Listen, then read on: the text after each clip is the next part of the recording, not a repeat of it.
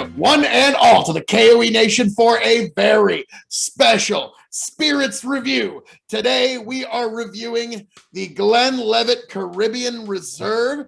I am your King of Extreme, Phil K.O.E. You can find me at K.O.E. Nation on YouTube and Twitch, and I am joined by my indomitable broadcast partner, the one, the only, Tony G. Like, share, subscribe, folks. It's the right thing to do. So, Tony, this is one of your favorite distilleries. Not much. No, not much.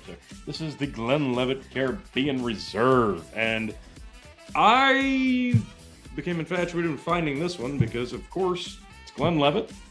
It's Caribbean rum cask finish, which we're kind of a big fan of that, regardless of where it comes from. The Balvenie 14, love that. Glenfiddich 21, really love that. It almost made the Scotch of Extreme. That's how good it is. And then, of course, Glenlivet, much more affordable. Caribbean rum cask finish offering, had to have it. And as you can see, I have enjoyed quite a bit of this bottle, so we had to get the review in before this thing just flat out disappears. That's usually a sign of a bottle that's usually pretty approachable. All right, all I'm getting on the nose is molasses and a bit of malt. I'm not getting like any of the normal sweet rum. No, that's the thing. Like, this does not have a strong rum cask finish nose. It's just very subtle. But yeah, I'm getting molasses, a lot of that. Like in part of any sweetness, it's just all kind of comes through molassesy. Yeah, I hate to use the word spongy, but like a absorbent, familiar scent here. Interesting. Well, T, this is one that you've been talking up for a while. I'm quite curious. Yeah, I haven't dipped into it for a while, so I had to save some.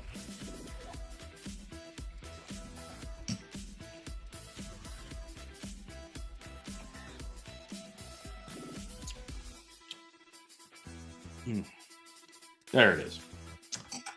Right there at the end, the rum. It's there a little bit, but yeah, on the palate, it's all malt. Yes, 100%. It's not there throughout like you would expect on some of these other offerings, but it does punch you right at the end with that rum finish. And this is it 42? No, just 40% ABV. I was about to say, I don't think it's much over 40, but no. I was about to say, now that I've taken a drink of it and I go back to the nose, I'm getting like a slight, let's say like almost, it's not like a mint or peppermint, but almost like a sage or thyme that's starting to get on the nose. Okay. It's not nearly as sweet as you would expect it to be.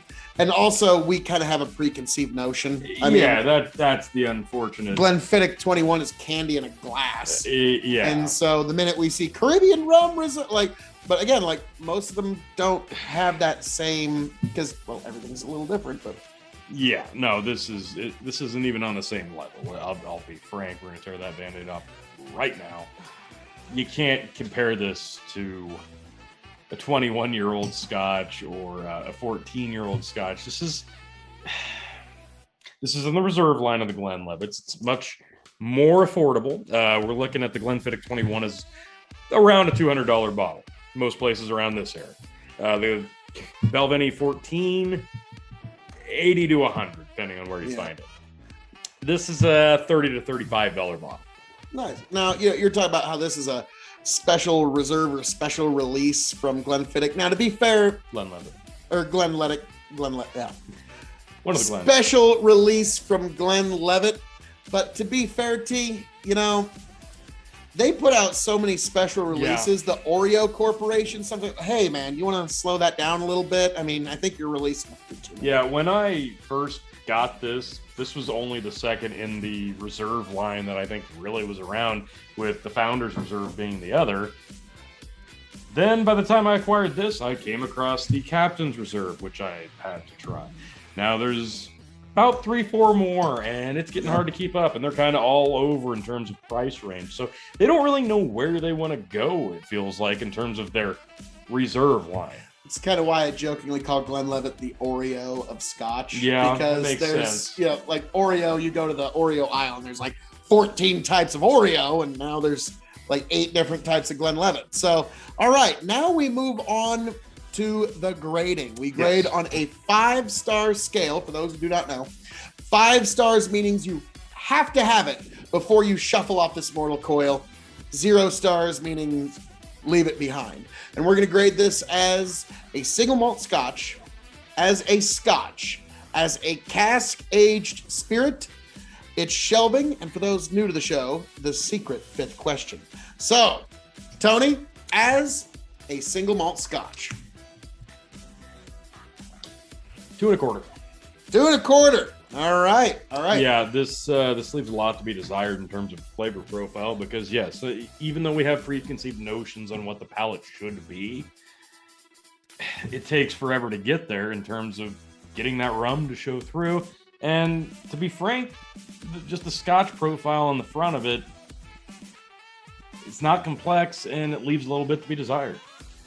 I'm going to agree with you. 2 1/4 as a single malt Scotch. It's not quite 2.5. Very niche in terms of Scotch. Yeah, this is one of those. I could see there being like a handful of people that this is all they want to drink. You know what I mean? But that's going to be a handful. So yeah, you could introduce people to Scotch with this. Yes. Now we move on to the world of Scotch, and that's going up against the blended, the single malts. Would you like to go ahead, T? I am going to give this 2.5. Okay. And why do you give it that? Again, you think it's just a good middle of the road Scotch? Yeah, it's a good middle of the road. You can introduce somebody to Scotch with this. This is not going to run anybody off. This could be this. You want a cheap mixer for Scotch? Right there. There you go. This is going to have a sweet profile in the end. It's not heavy on the ABV. It's not offensive on the palate. You could blend with this. You could cocktail with this. And I wouldn't even hold it against you if you did, if that tells you anything. Yeah. I'm going to give it 2 stars as a Scotch.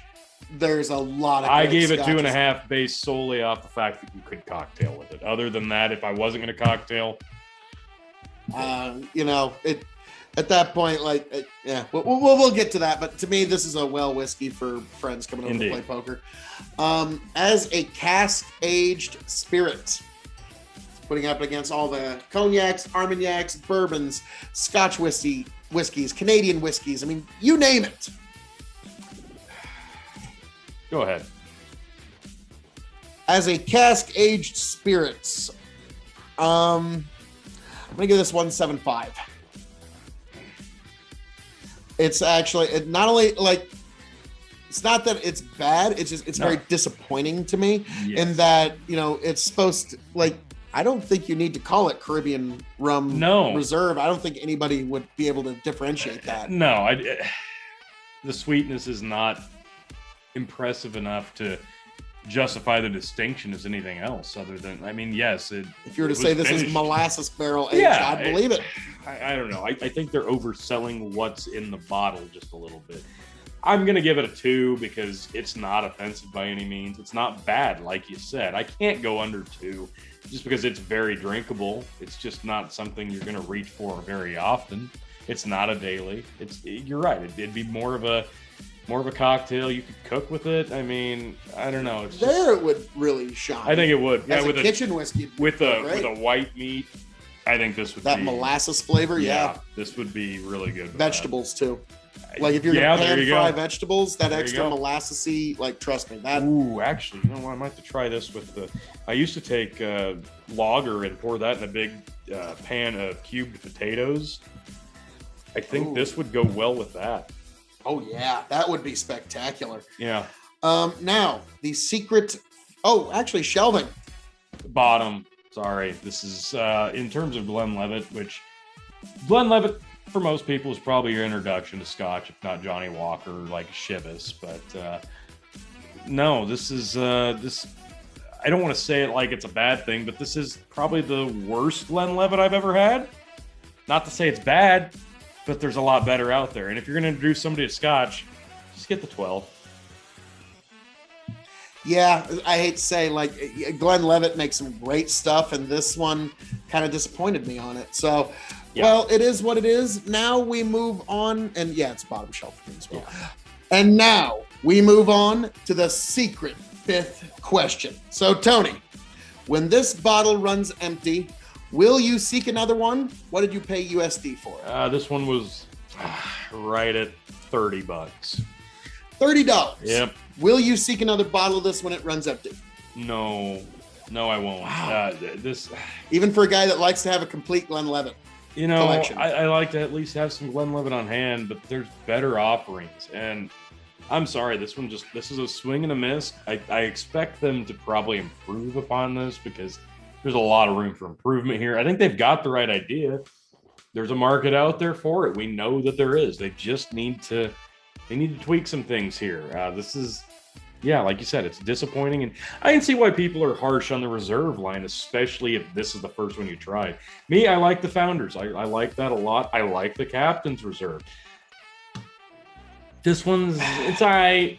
It's all right. Well, T, is there anything else you'd like to say to the people? Are you going to get a bottle of that for $30? No. No, I didn't think so. No. There's better Glenlivets. And also, this just further vindicates me and vindicates me in the Highland versus Speyside war. So, you know, what can I say? So,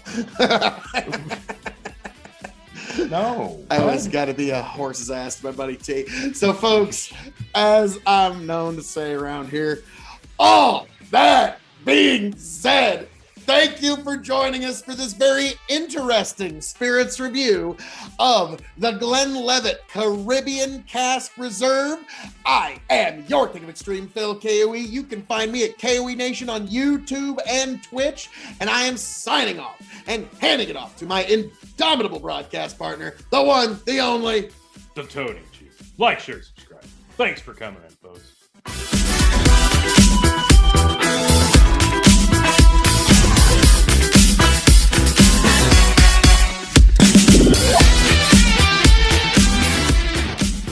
Here and see if it just smooths itself out. Get back,